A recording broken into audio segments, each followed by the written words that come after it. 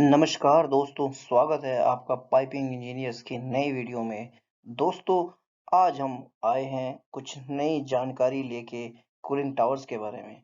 दोस्तों, आज हम बात करेंगे different parts of cooling towers के बारे में। जानेंगे दोस्तों कि कूलिंग टावर के क्या-क्या पार्ट्स होते हैं, उनका क्या-क्या रिलेवेंस होता है। सो दोस्तों, for more videos and updates, please हमारे चैनल को लाइक करें, फॉलो करें और सब्सक्राइब करें। दोस्तों, आइए बढ़ते हैं हम आज की वीडियो की तरफ और जानते हैं कूलिंग टावर्स के पार्ट्स के बारे में। दोस्तों, शुरू करने से पहले एक डेफिनेशन, ताकि आपको कंसेप्ट की क्लैरिटी हो जाए हम लोग किस चीज के बारे में बात करने वाले हैं। दोस्तों, कूलिंग टावर क्या होता है? कूलिंग टावर के बारे में आप लोगों ने सुना होगा, इंडस्ट्री में बहुत बारी देखा भी होगा। तो बेसिकली आप लोग जानते भी होंगे, लेकिन ठीक है, मेमोराइज करने के लिए कूलिंग टावर दोस्तों एक स्पेशल हीट एक्सचेंजर होता है, जिसका काम होता है गर्म पानी को ठंडा करना। कूलिंग टावर में पानी और हवा कांटेक्ट में आते हैं और जो एयर है वो गर्म पानी का टेम्परेचर एटमॉस्फेयर को ले जाती है और हमारा जो पानी है वो ठंडा हो जाता है। तो दोस्तों, मेन पार्ट जो कूलिंग टावर का होता है वो होता है रिजेक्ट हीट को रिजेक्ट करना एटमॉस्फेयर में। और उससे क्या होता है, मेरा पानी ठंडा हो जाता है। कूलिंग टावर दोस्तों रिलेटिवली बहुत ही इनएक्सपेंसिव और डिपेंडेबल मींस है, जिसमें हम लो ग्रेड हीट का मतलब क्या है, कम टेम्परेचर वाली हीट को हम सिस्टम से रिमूव कर सकते हैं और सिस्टम को हम डिजायर्ड कूलिंग प्राप्त प्रदान कर सकते हैं। तो दोस्तों, इन सब चीजों में जब मेरा हॉट वाटर कुछ कुछ अपना टेम्परेचर डाउन करता है, तो उसमें मेरा कुछ पानी सिस्टम लॉसेस के द्वारा निकल जाता है। इसके लिए हमारे चैनल पे कूलिंग टावर्स की वीडियो है, आप आई बटन पे जाके देख सकते हैं।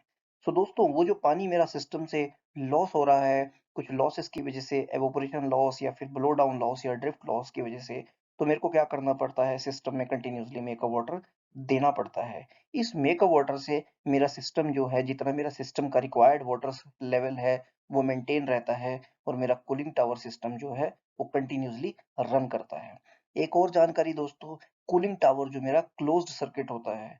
मतलब क्लोज्ड सर्किट का मतलब ये है कि वो एक सिस्टम से पानी चलेगा और दूसरे सिस्टम में ही पानी ठंडा होके बाहर निकलेगा। इसमें कोई भी सिस्टम ब्रेक नहीं होता है। तो दोस्तों, गर्म पानी कहाँ से आता है? कुछ भी प्रोसेस का आपका रिक्वायरमेंट्स हो सकता है, कहीं भी आपको कूलिंग करने की ज़रूरत हो सकती है, वहाँ सबसे गर्म पानी मेरा आता है। जनरली आपके जो सेंट्रीफ्यूगल चिलर्स वगैरह प्लांट में होते हैं, उनके कंडेंसर से आता है, वेपर एब्जॉर्प्शन मशीन्स होती हैं, हीट एक्सचेंजर्स होते हैं या फिर कुछ-कुछ इंडस्ट्रियल प्रोसेसेस जहाँ पे हमारे को गर्म पानी को सिस्टम में की ज़रूरत होती है और उस पानी को फिर मुझे ठंडा करके सिस्टम में दोबारा से रीसर्कुलेट कराना होता है। तो यह सब कुछ सोर्सेस होते हैं दोस्तों गर्म पानी के या हॉट वाटर के। तो बढ़ते हैं अगले स्लाइड की तरफ, जो कि हमारा मेन टॉपिक है, और जानते हैं कूलिंग टावर के पार्ट्स के बारे में। दोस्तों, कूलिंग टावर के पार्ट्स, हम वैसे तो कूलिंग टावर एक बहुत ही बड़ा मेगा मेगा सुपर स्ट्रक्चर होता है, लेकिन कुछ-कुछ पार्ट्स के बारे में हम लोगों ने, जो कि इम्पोर्टेंट होते हैं, इस वीडियो में बात करेंगे। दोस्तों, पहला पार्ट होता है फ्रेम एंड केसिंग। तो फ्रेम एंड केसिंग दोस्तों, जैसे नाम से अगर हम हिंदी में बात करें तो फ्रेम और केसिंग मतलब जो ढांचा जो है, जिसके ऊपर मेरे बहुत सारे स्ट्रक्चरल फ्रेम्स लगे होते हैं कूलिंग टावर में, जो कि मेरे एक्सटीरियर एंक्लोजर्स को, केसिंग्स को, मोटर के फैन्स को, मोटर्स को और कुछ और कंपोनेंट्स को जो है हैंग करने के या माउंट करने के काम आते हैं। दोस्तों, ये फ्रेम और केसिंग्स जो है, यह इंटीग्रल पार्ट होते हैं, जो कि एक कूलिंग टावर डिजाइनर या कूलिंग टावर जो कंपनी कूलिंग टावर बना रही है, वो अपने डिजाइन के अकॉर्डिंग प्रोवाइड करता है। दूसरा मेन पार्ट होता है दोस्तों फिल। फिल जैसा नाम से ही पता चल रहा होगा, फिल मतलब जो कुछ भरा हुआ है।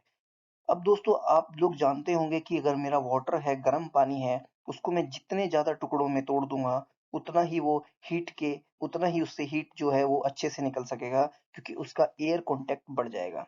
तो कूलिंग टावर में हम बीच में फिल्स डालते हैं। आप देख पाएँगे यह जो फिल है, इसको स्प्लैश टाइप फिल बोलते हैं। स्प्लैश टाइप फिल मतलब, स्प्लैश का मतलब होता है छींटे पड़ना। तो जब गर्म पानी मेरा ऊपर से इस कूलिंग टावर में गिरेगा, तो यहाँ पे छींटे पड़ के इसका जो मेरा वाटर मॉलिक्यूल्स है वो पतले-पतले टुकड़ों में बिखर जाएगा। तो स्प्लैश टाइप फिल का हम यूज़ करते हैं कुछ सिस्टम्स में हम यूज़ करते हैं फिल्म फिल।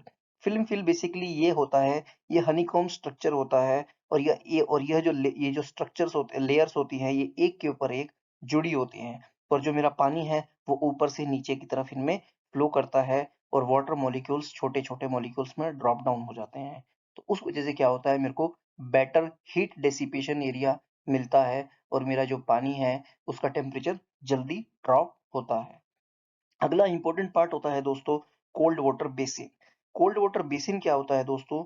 मतलब cold water basin cooling tower के निचले हिस्से में स्थित होता है। आप इस फोटो में देख सकेंगे, ये मेरा कोल्ड वाटर बेसिन है। कोल्ड वाटर बेसिन में दोस्तों जो मेरा पानी टेम्परेचर ड्रॉप हो जाएगा वो ठंडा होने के बाद इस टैंक में या फिर बेसिन में स्टोर होता है। यह कोल्ड वाटर बेसिन भी कूलिंग टावर का एक इम्पोर्टेंट हिस्सा होता है, क्योंकि इसके डिजाइन के अकॉर्डिंग ही हमें पता चल पाता है कि हमारा कूलिंग टावर कितना पानी स्टोर कर सकेगा। Cold water basin. नेक्स्ट बढ़ते हैं अगली स्लाइड में। दोस्तों अगला इंपॉर्टेंट पार्ट होता है आपका ड्रिफ्ट एलिमिनेटर्स। ड्रिफ्ट एलिमिनेटर्स क्या होता है दोस्तों?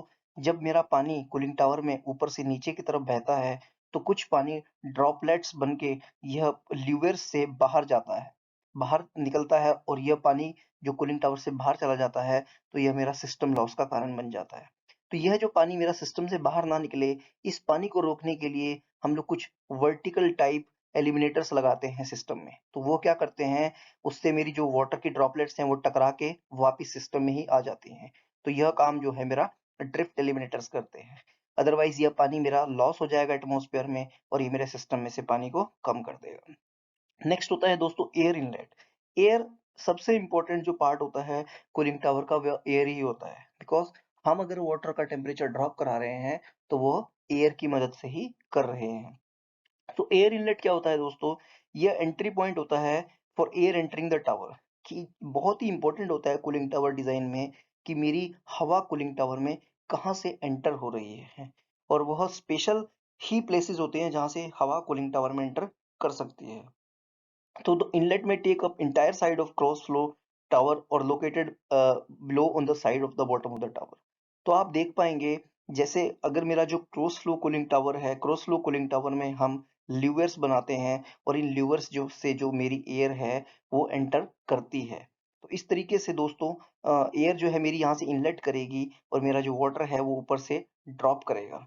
तो क्या होगा, मेरा एयर लाइट होने की वजह से ये नीचे से ऊपर की तरफ मूवमेंट करेगी और पानी ऊपर से नीचे की तरफ आएगा, तो हॉट एयर सिस्टम से बाहर चली जाएगी। तो ये हो गया मेरा एयर इनलेट पॉइंट। ल्यूवेर्स दोस्तों, ल्यूवेर्स बेसिकली यह जो आप कूलिंग टावर में ये जो आउटसाइड एरिया में कुछ एंगुलर चीजें देख रहे हैं, इनको ल्यूवेर्स बोलते हैं। बेसिकली ल्यूवेर्स क्या होते हैं दोस्तों? ल्यूवेर्स होते हैं, एयर को गाइड करने के लिए ल्यूवेर्स को दिया जाता है कि एयर को एंट्री यहाँ से होगी, और वो जो ल्यूवेर्स है वो गाइड करते हैं एयर को कि आपको यहाँ से एंटर होना है।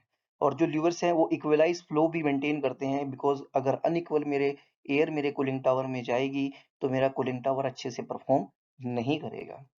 तो इस चीज को प्रॉब्लम ना हो और एक यूनिफॉर्मिटी आए कूलिंग टावर में, कूलिंग में एक यूनिफॉर्मिटी बनी रहे, नहीं तो मेरा सिस्टम अच्छे से चलेगा नहीं और मेरे को जो डिजायर्ड कोल्ड वाटर का टेम्परेचर है वो मिलेगा नहीं। तो यूनिफॉर्मिटी मेंटेन करने के लिए भी और एयर इनलेट मेंटेन करने के लिए भी हम ल्यूवेर्स का इस्तेमाल करते हैं और यह इनबिल्ट कूलिंग टावर का पार्ट होता है। दूसरा है दोस्तों लास्ट, नोजल्स। नोजल्स क्या होता है दोस्तों? मान लीजिए जब मेरा कूलिंग टावर में अगर आप देखेंगे, मेरा ऊपर की तरफ से जब पानी ड्रॉप होता है तो वो पानी को यूनिफॉर्मली ड्रॉप होना बहुत जरूरी होता है। अगर पानी यूनिफॉर्मली ड्रॉप नहीं हुआ तो मेरी जो कूलिंग है अगेन अनइवन होगी, और अनइवन कूलिंग की वजह से मेरा सिस्टम का जो रिक्वायरमेंट है वो मीट नहीं हो पाएगा। तो क्या होता है कि दोस्तों ऊपर के साइड में कूलिंग टावर में छोटे छोटे नोजल्स लगे होते हैं, और उन नोजल्स में पानी इक्वली कूलिंग टावर में ऊपर से नीचे की तरफ गिरता है, और बोल सकते हैं यूनिफॉर्मली डिस्ट्रीब्यूट होता है। तो बिकॉज ऑफ दिस, ये जो नोजल्स हैं ये इंपॉर्टेंट काम करते हैं, और इन नोजल्स की वजह से यूनिफॉर्म डिस्ट्रीब्यूशन होने की वजह से जो मेरा सिस्टम का रिक्वायर्ड टेम्परेचर है, जो मेरे को रिक्वायर्ड टेम्परेचर चाहिए या टेम्परेचर ड्रॉप डाउन चाहिए, वो मुझे मिल जाता है। ये नोजल्स भी बहुत ही इंपॉर्टेंट पार्ट प्ले करते हैं कूलिंग टावर में। बढ़ते हैं हम अगली स्लाइड की तरफ दोस्तों। वाह! ये एक स्लाइड दोस्तों रेंज और अप्रोच है। बेसिकली यह स्लाइड कूलिंग टावर की इफेक्टिवनेस के बारे में हमने बनाई है कि कूलिंग टावर की इफेक्टिवनेस कैसे पता करी जाती है। और ये एक इम्पोर्टेंट स्लाइड है, हर व्यक्ति को इसके बारे में पता होना चाहिए। तो रेंज रेंज क्या होता है दोस्तों? रेंज एक बहुत ही इंपॉर्टेंट टर्म है जो कि आप जब कूलिंग टावर्स खरीदेंगे या फिर कूलिंग टावर सप्लायर से बात करेंगे या खुद भी इंटरनली बात करेंगे तो बहुत डिस्कशन में आती है। तो रेंज होता है दोस्तों कूलिंग टावर का वाटर इनलेट और आउटलेट टेम्परेचर के डिफरेंस। मान लीजिए आपका सिस्टम में टेम्परेचर 50 डिग्री पे एंटर हो रहा है और आउटलेट आपको 35 डिग्री पे चाहिए, यानी कि ठंडे पानी का, यानी कि कोल्ड वाटर का टेम्परेचर 35 डिग्री होगा। तो आपका रेंज कितना हो जाएगा दोस्तों? 50 माइनस 35। तो 15 degree Celsius will be the range of the cooling tower, मतलब वो कूलिंग टावर उतने रेंज तक पानी को ठंडा करेगा। नेक्स्ट होता है दोस्तों important term, is your approach. So approach दोस्तों, अप्रोच एक बहुत ही इंपॉर्टेंट चीज है जो कि कूलिंग टावर डिजाइन में कैप्चर की जाती है। तो अप्रोच क्या होता है दोस्तों? जो मेरा cooling, it is the difference between cooling tower का जो मेरा आउटलेट कोल्ड वाटर है और एम्बिएंट वेट बल्ब टेम्परेचर है। Wet bulb temperature cooling tower design में बहुत ही इंपॉर्टेंट रोल प्ले करता है, और जनरली एक थंब रूल के हिसाब से जो मेरा वेट बल्ब टेम्परेचर होता है उससे मैं +3 डिग्री सेल्सियस तक ही पानी को ठंडा कर सकता हूँ। लेट अस से एक, और जो वेट बल्ब टेम्परेचर है वो आपका लोकेशन बेस्ड होता है। किसी लोकेशन, मतलब हर लोकेशन का वेट बल्ब टेम्परेचर अलग होता है। तो ऐसा नहीं है कि कोई कूलिंग टावर चेन्नई में चल रहा है वो सेम कूलिंग दे रहा होगा, और वही कूलिंग टावर आप जम्मू कश्मीर में ऑपरेट करना चाहे तो ऐसा नहीं होगा कि वो सेम तरीके से कूल कर सकेगा। तो वेट बल्ब टेम्परेचर एक बहुत ही इंपॉर्टेंट चीज है। तो वेट बल्ब टेम्परेचर में से outlet temperature of water minus wet bulb temperature आपका अप्रोच देता है। और अप्रोच क्या होता है दोस्तों? अप्रोच बहुत ही इंपॉर्टेंट होता है कूलिंग टावर डिजाइन में। आप वेट बल्ब टेम्परेचर से नीचे किसी भी सिस्टम को कोल्ड नहीं कर सकते, बिकॉज आपके एयर के अंदर उससे ज्यादा हीट लेने की क्षमता नहीं है। तो इसलिए वेट बल्ब टेम्परेचर बहुत ही इंपॉर्टेंट पैरामीटर है कूलिंग टावर डिजाइन का। वैसे रेंज और अप्रोच दोनों ही इंपॉर्टेंट है, लेकिन approach is most critical and important while designing और selecting a cooling tower. Next is cooling tower effectiveness. So दोस्तों कूलिंग टावर इफेक्टिवनेस कैसे हम पता करते हैं कि आपका कूलिंग टावर कितना इफेक्टिव है? तो इसका सिंपल फॉर्मूला है range upon range plus approach. आप इस फॉर्मूला में जो वैल्यूज डालेंगे, मैंने रेंज आपको बता दिया है कैसे निकालना है, outlet minus inlet temperature. Approach आपको माइनस पता है, आउटलेट टेम्परेचर माइनस आपका वेट बल्ब टेम्परेचर। तो जब आप ये वैल्यूज दोनों इस फॉर्मूला में डालेंगे तो आपको कूलिंग टावर का इफेक्टिवनेस पता चल जाएगा। इफेक्टिवनेस क्या होता है कि कितना इफेक्टिवली या कितना बेहतरीन तरीके से आपका कूलिंग टावर सिस्टम को ठंडा पानी दे पा रहा है। So that is your cooling tower effectiveness. So दोस्तों आशा करता हूं कि आज के वीडियो में आपने कुछ सीखा होगा और जाना होगा। तो दोस्तों कूलिंग टावर की और वीडियोस के लिए हमारे प्लेलिस्ट को देखें और सीखें। सो दोस्तों thank you for watching the video. Thanks a lot.